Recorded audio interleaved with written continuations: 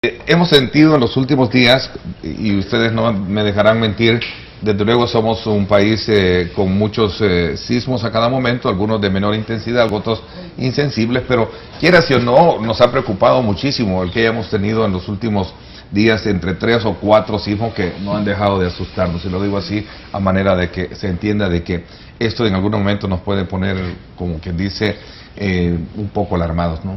El tema de la entrevista es, ¿estamos preparados? Creo que nunca se está preparado para este tipo de eventos, pero sí quiero puntualizar sobre el salto que hemos dado en cuanto a monitoreo e investigación de sismos en el país.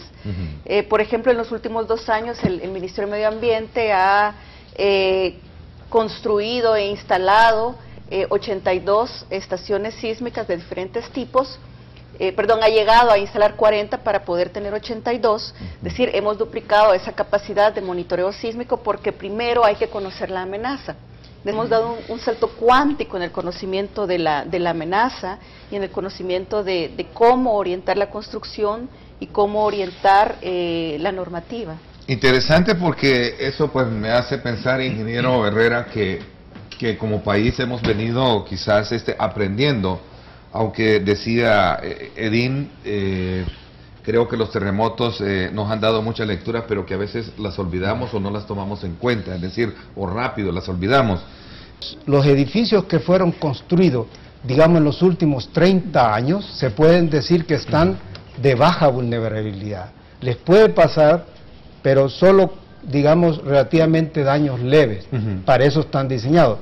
Pero hay edificios que tienen baja vulnerabilidad y otros alta vulnerabilidad. Y eso será porque en el tiempo hemos llegado a comprender tardíamente de que debíamos haber estado preparados, sabiendo que tenemos geográficamente muy expuestos a los terremotos. Es que la ingeniería sísmica, digamos, y todo el efecto que causan las edificaciones no es tan vieja, es relativamente reciente. Muchos edificios todavía que están en pie, pero que en los años 2001, el terremoto, y el 86, tuvieron o tienen daños.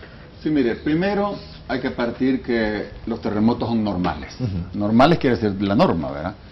Porque estamos en un planeta que está vivo, ¿verdad? Cada vez vamos a estar nosotros teniendo terremotos.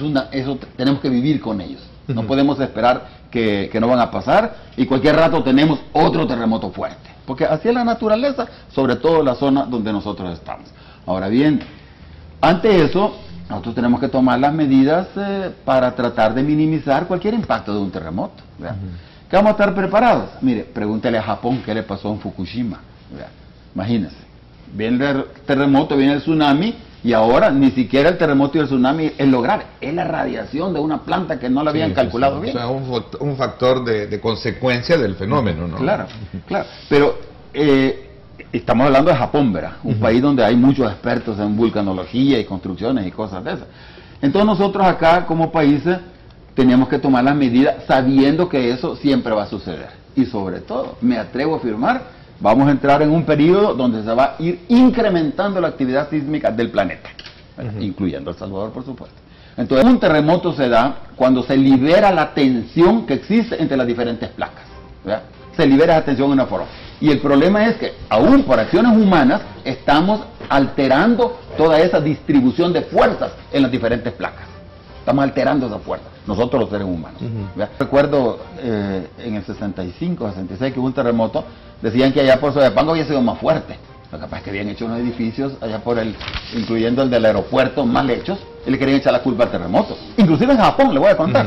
Fíjese que yo fui invitado a ver la planta de Fukushima hace como un par de meses atrás, y lo que se dice en Japón, en los círculos científicos, es que el terremoto no llegó a 9, porque comenzó diciéndose 8.2, después dijeron 8.5, 8.8 y después 9.1.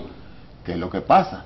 Mire, cuando usted va a ver, por ejemplo, las plantas nucleares en Japón, fíjese que la de Fukushima estaba diseñada para un tsunami de todas las plantas, las 35, 45, no recuerdo, plantas nucleares que hay en Japón están diseñadas para un tsunami no más de 10 metros, y los tsunamis son de 30 metros para arriba. Entonces, hay una gran diferencia. Todo lo que pasa es que le echan la culpa al terremoto, cuando a veces las condiciones han sido que no se han hecho los edificios como lo que debería ser. Cuando usted dice que el terremoto es muy alto, entonces, bueno, por eso es que se cayó. La verdad es que a veces los edificios no son hechos con las consideraciones del caso. Base de las viviendas que deben de tener con mampostería de piedra que debe de existir para que no suba la humedad a la tierra, ¿verdad? No unían, digamos, las partes superiores con las partes inferiores, ¿verdad? Con soleras de coronación, soleras de fundación, ¿verdad? No existían estructuras. Entonces, ¿qué es lo que sucedía? Las viviendas, al primer zamaquión, se iban al suelo. No es problema de la tierra, es problema de la estructura, ¿verdad?